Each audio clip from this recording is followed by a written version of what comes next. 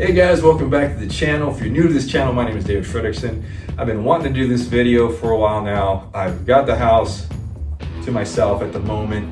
The dog's in the other room, wife's in the other room, and I got this little space cleared up here. And I wanted to show you these two bicep exercises because I've been doing these for about a month on my new training program, and I've actually grown my biceps close to 1/4 inch. And these are the only two bicep exercises that I use. Of course, I do back, but if you're someone like myself that your biceps are a lagging body part to where you just don't have good genetics on the growth, you can't just rely on back exercises to grow your biceps. So you have to actually go that extra mile on that particular body part, whether it's your biceps, whether it's your calves, whether it's your chest. If that's your lagging body part, you have to emphasize more training volume on that particular muscle. But that's where isolation training comes. That's where bicep curls and dumbbell flies, and tricep extensions, stuff like that. Very useful for those that are trying to build a well-rounded physique. So jumping right into these exercises. One of the exercises is the Zottman curl. Now I want to show you exactly how to perform the Zottman curl to get the most out of it. The other exercise I started doing by accident when I was doing the Zottman curl, trying to incorporate a hammer curl into it. So I've been searching for the last month, and this is kind of what's been holding me back on doing this video, is because I'm like, I gotta have a name for this exercise. Because I want to say, hey look, I made up this exercise. You don't know me, I'm nobody, but I made up this exercise. But I did find somebody who actually made up this exercise and put a name to it. They're called corn curls. His name is Cornelius MASTERSON. But I've seen other guys do these exercises and they do it all wrong. You have to hit the bicep in all different types of angles and apply stress, because we have all kinds of different fibers in our body. We have type 1, type 2 fibers. They say we have type 1A and type 2A fibers. So there's all kinds of different ways to attack a muscle to get it to grow, to become stronger. So one thing you want to do, you do not want your stomach to come out and arch your back. So you do not want to be like this, you want to be like this. So you want to tighten your stomach in, kind of like a hollow rock, if you know what a hollow rock is. So you're going to bring your stomach in and almost flatten this area a little bit here. And you're going to bring your shoulders, you're going to lock them back. What happens is a lot of guys get this wrong. When I even explain it, when I say you got to lock your shoulders back, they lock their shoulders back, they pull their chest out, and they lock back, and they do that, which is great. That's what you're supposed to do without putting your chest up. And then when you do the Zottman curl, they come up like this, then you do this, and then they go like this. So when they get to this point, you don't have any tension on the biceps. And the whole idea about growing your biceps is applying metabolic stress, lactic acid. You want metabolites in there. You want that muscle burning during the exercise, and you want to create so much fatigue. You're forcing the muscle to grow. You're saying you're gonna grow whether you like it or not, pretty much. When you pull your stomach in and more flatten this area here and lock your shoulders back, but don't pull your chest out. So you just wanna do this, to where you lock your arms to the side. You wanna come up with a little rock, boom. You wanna make yourself solid, grab those dumbbells. You wanna twist them for 1 or 2 seconds, and then when you come back down, you're gonna come forward again. Then you're gonna twist again at the bottom under tension, and then you're gonna come up like this. And then you're gonna come back. And now the same goes with the corn curls. Now the corn curls is like a Zottman curl. And I'll show you the movements afterwards. The corn curl is gonna be a hammer curl. You're gonna do the same thing, under tension on the bottom, holding the hammer curl position.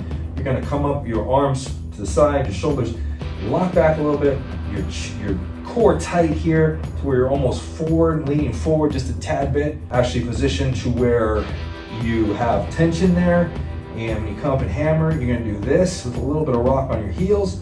You're gonna twist like this, and then you're gonna do a regular curl, boom, keeping everything tight, boom, back to a hammer, hammer, curl, hammer, like that. But I'll show you as far as the movement here. I'm just gonna go jump right into the exercises here, and we'll get right to it. I'm not gonna do a side view, but from the front, you'll be able to see how I am moving and rocking as I do it. We're gonna start with the Zottman curls first.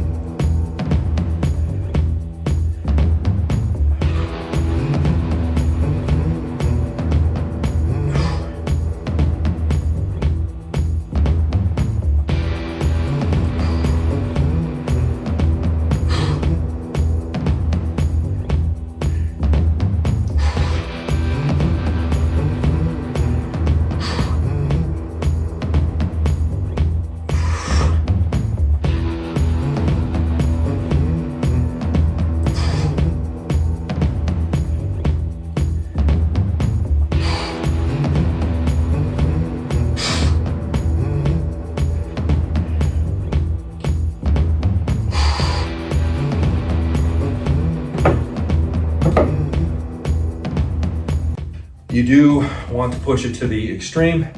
If you know what your RIR is, that means your reps in reserve. If you know how to figure that out, you want to at least sit within 1 or 2 reps in reserve on the last few reps of an exercise. And you do want to go to failure at one point during the session. So let's say if you're doing 3 sets of Zottman curls, the 3rd set you want to try to push it to failure. You want to push it to failure. Don't try, do it. And as far as volume goes, so just so you guys know, I do about 8 sets of biceps. That's 4 Zottmans and 4 sets of the corn curls twice a week with a 2-day rest in between. And then because, like I said, biceps are a lagging body part for me, on my off day, I actually do an additional 6 sets. That's 3 and 3. Just of that alone takes me about 20 minutes. And that's usually like a 2-day rest, 48 hours, 72 hours. So you do want to make sure that you give some kind of rest time in between. So other than that, this is Dave. Let's get those biceps growing. We'll see you guys next time on the channel.